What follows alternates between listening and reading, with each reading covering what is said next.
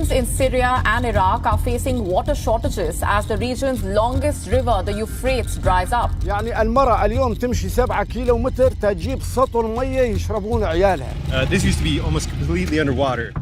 Ever since Jesus Christ mentioned that only God knows the hour or day of the second coming, there have been preachers and self-appointed doomsayers who constantly try to predict its occurrence, only to be proven wrong time and time again. Even those who criticize those who predict specific dates often acknowledge the belief that God's final judgment is imminent and encourage people to be prepared. Lately, there has been a growing belief among prophecy interpreters that the apocalypse is drawing near. Intense discussions have sparked on prophecy websites, in Bible study groups, and in churches. But what is causing their current level of concern? What is the underlying cause for this? To understand this, let's delve into the chilling tale of the Euphrates River. Make sure to stick around until the very end, as you won't want to pass up on this opportunity. Countless civilizations flourished along the banks of the Euphrates River, particularly during ancient times. The Mesopotamian Empire stood as one of the most influential civilizations in history. The region of ancient Mesopotamia was located between the Tigris and Euphrates rivers, famously referred to as the Fertile Crescent. The location of that region has shifted to Iraq. The river in Western Asia holds the record for being the longest, stretching an impressive 1,740 miles. The origin of this river is located in eastern Turkey, and it meanders all the way to the Persian Gulf. It travels through Turkey, Syria, and Iraq on its journey. The Euphrates River flows through a variety of different vegetation zones. Despite the extensive human impact on the Euphrates basin over thousands of years, traces of ancient plant life still exist. The Euphrates receives most of its water from rainfall and melting snow, leading to its highest flows occurring from April to May. I'm sure you're familiar with Babylon. This section of the river used to be a prime example of water management during the time of Babylon.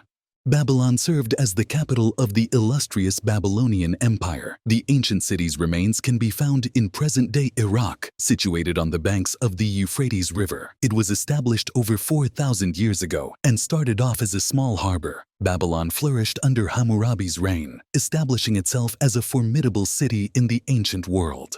After the conclusion of World War I, the borders in Southwest Asia underwent a significant transformation through the Treaty of Lausanne, 1923, which resulted in the partitioning of the Ottoman Empire.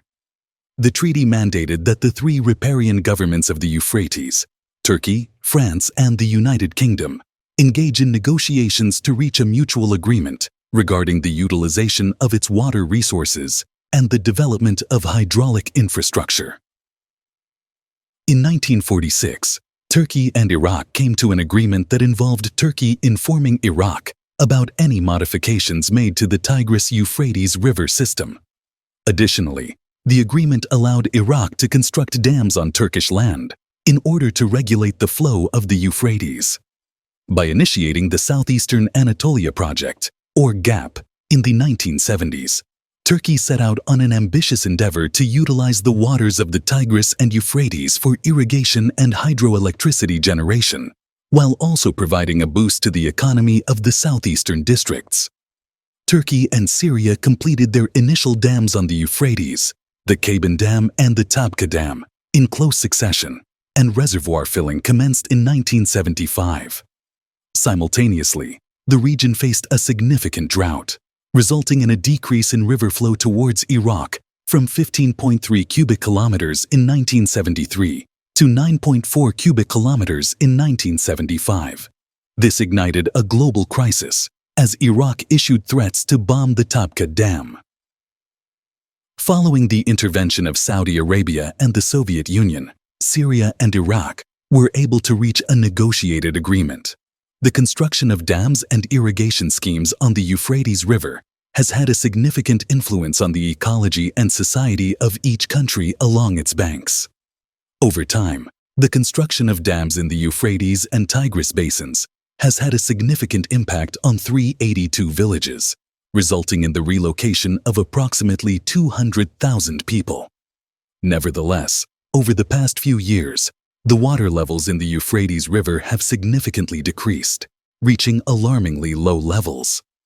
The flow rate from Turkey into Syrian territory is significantly lower than the agreed amount set in 1987 with a rate of less than 200 cubic meters per second. Recent photographs reveal a significant decrease in water levels along the banks of the Euphrates River. These locations, once crucial for the region's sustenance, have now transformed into barren wastelands.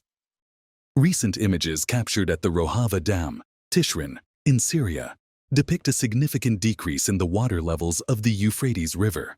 For years, the Turkish state has been using the Euphrates as a means of exerting control over Syria, cutting off the flow of water into Iraq and Syria. In accordance with the agreement reached in 1987 between the administrations of Damascus and Ankara, Turkey is expected to provide Syria with a flow of 500 cubic meters of water per second. Unfortunately, the invading state is not honoring the agreement, only providing a meager 200 cubic meters of water per second. The land clearly bears the brunt of the negative consequences caused by diminishing waters. The water levels in Syria's dam lakes have significantly decreased due to the water cuts, leading to a reduction in electrical output and supply to the region. In addition, the agricultural land along the banks of the Euphrates is decreasing. It is becoming increasingly challenging to ensure access to safe drinking water. This situation is causing significant health problems. The Autonomous Administration of North and East Syria has expressed concern over the potential consequences of the Turkish state's plan to lower the levels of the Euphrates River. This action could potentially lead to humanitarian crises in the region, posing a threat to the lives of 9 million Syrians residing along the river. The dam's administration of North and East Syria is calling on the international community and human rights organizations to address Turkey's provocative actions and bring them to a halt. However, there have been concerns raised regarding the rapid drying of the old river. The declining water levels have caused great concern among geological scientists, leaving them puzzled and worried about the cause of this alarming crisis. The UN has also cautioned about the growing intensity of heat waves in the Mediterranean region. Based on the Global Climate Danger Index, Syria is considered one of the nations most vulnerable to climate risks. As a consequence, Lake Assad has been greatly impacted by this ongoing cycle. Given the limited number of plausible explanations for the river's drying up, some individuals have made connections to the biblical book of Revelation. It's interesting to note that many people anticipated this development, as they believed it was bound to happen due to references in the Bible. Many individuals are deeply concerned as they witness the Bible's prophecies of the end of the world unfolding. Some individuals hold the belief that certain passages in the apocalyptic book of Revelation suggest Iraq's significance in end-of-the-world scenarios.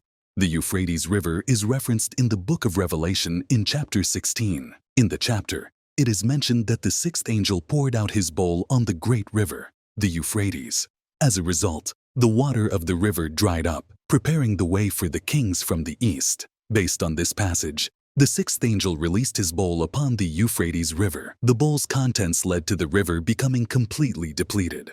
Previous legal decisions have had a detrimental impact on the global water supply, leading to contamination or complete destruction. This assessment does not aim to discredit or eliminate the utilization of this water. Instead, it seems to be focused on removing a defensive barrier to allow for the arrival of kings from the east.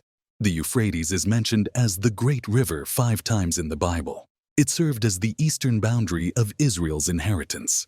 Due to the challenging river crossing and the untamed wilderness to the west, Israel found a measure of safety and security from the surrounding dangers. The river stretches for over 2,000 miles, flowing towards Palestine before curving southeast towards the Persian Gulf. During the time when Revelation was written in the 1st century, the Euphrates River served as a geographical boundary, separating the regions of east and west.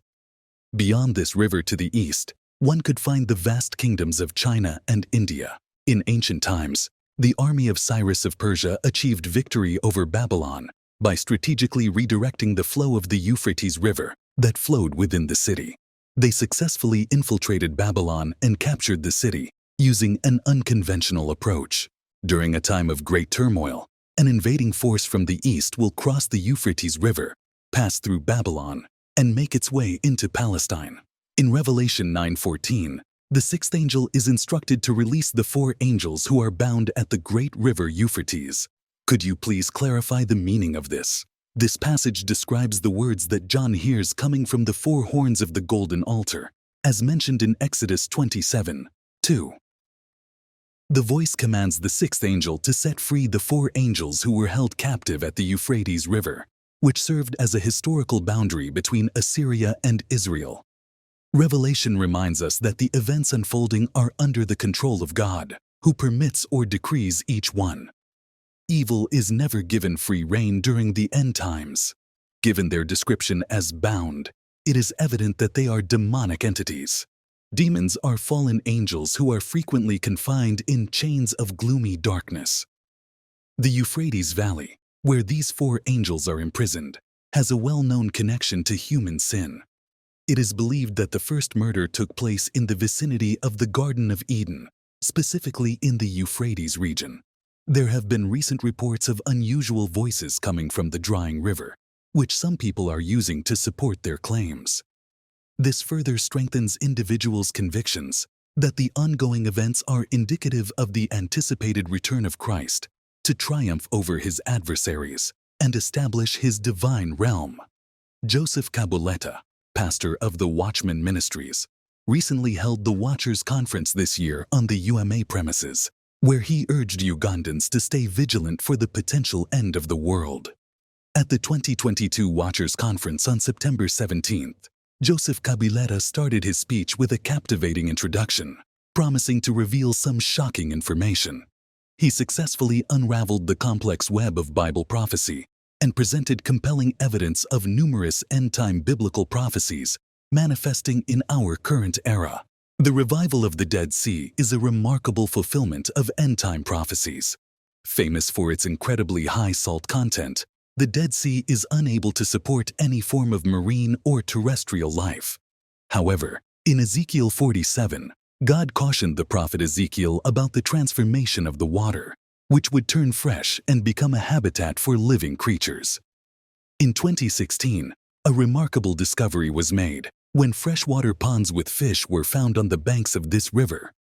Kabuleta provided additional details about the significant conflict predicted in Revelation 9 and Ezekiel 38, which is said to take place in the final days near the Euphrates River. Based on biblical prophecies, a conflict is predicted to impact nations situated along the Euphrates River, such as Turkey, Syria, Iraq, Saudi Arabia, Kuwait, and Iran.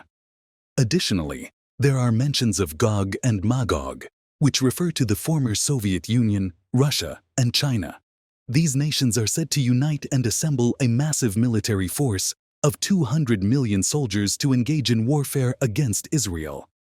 Kabuleta argues that in the event of Israel facing an overwhelming army of 200 million, it would be left with no choice but to consider the use of nuclear weapons as a means of self-defense in order to prevent its complete destruction.